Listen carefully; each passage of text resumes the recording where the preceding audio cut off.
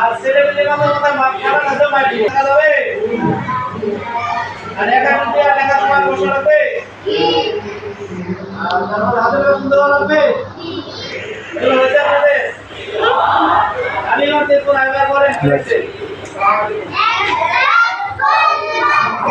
দেখা দিই দেখো